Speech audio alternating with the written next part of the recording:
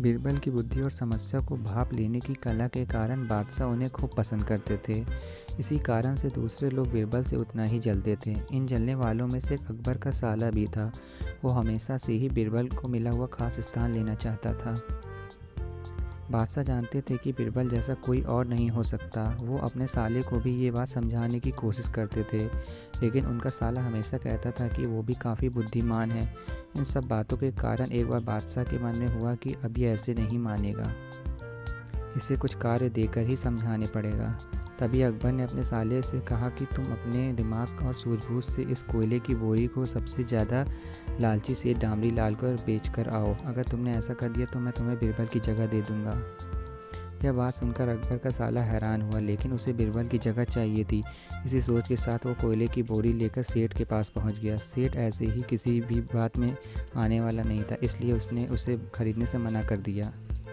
अब अपना उदास चेहरा लेकर अकबर का साला महल लौट आया। उसने कहा कि मैं इसे नहीं बेच पाया। इतना सुनते ही बादशाह ने बीरबल को अपने पास बुलाया। इन्होंने अपने साले के सामने ही बीरबल से कहा कि तुम्हें सेठ डमरी लाल को यह कोयले की बोरी बेचनी है। बादशाह का आदेश मिलने पर बीरबल ने कहा कि आप एक बोरी बेचने के लिए कह रहे हैं, मैं उस सेठ को एक कोयले का टुकड़ा ही 10,000 में बेच सकता हूँ। यह बात सुनकर बादशाह का साला दंग रह गया। अकबर ने कहा कि ठीक है, तुम एक कोयला के टुकड़ा ही बेच आओ। बादशाह का आदेश मिलते ही एक कोयले का टुकड़ा उठाकर बीरबल वहाँ से चले गए। उन्होंने सबसे पहले एक मलमल के कपड़े का कुर्ता अपने लिए सिलवाया, फिर उसे पहनकर अपने गले में हीरे मोती की मालाएं डाल ली और महंगे दिखने वाले जूते भी पहन लिए।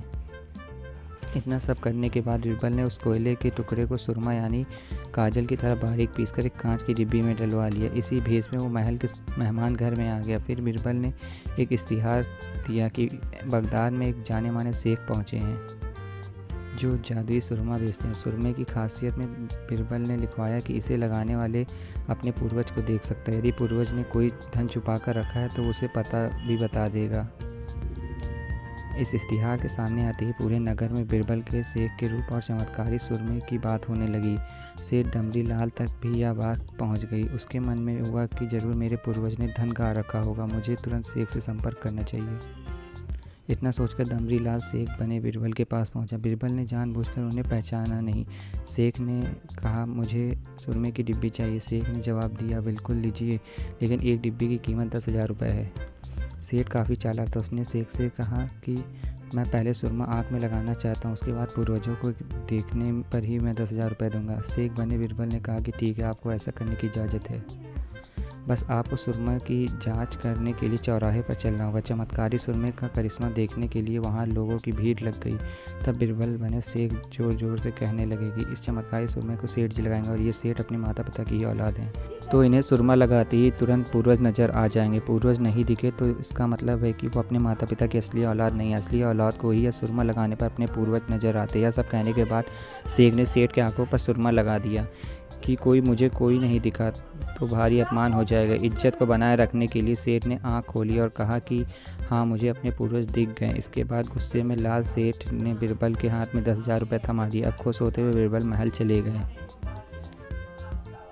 उन्होंने कहा कि लीजिए बादशाह, कोयले के 10,000 रुपये, और सारा किस्सा सुना दिया। यह देखते ही बादशाह का साला मुंह बनाकर महल से चला गया। उसके बाद से उसने कभी भी बीरबल की जगह लेने की बात अकबर से नहीं की।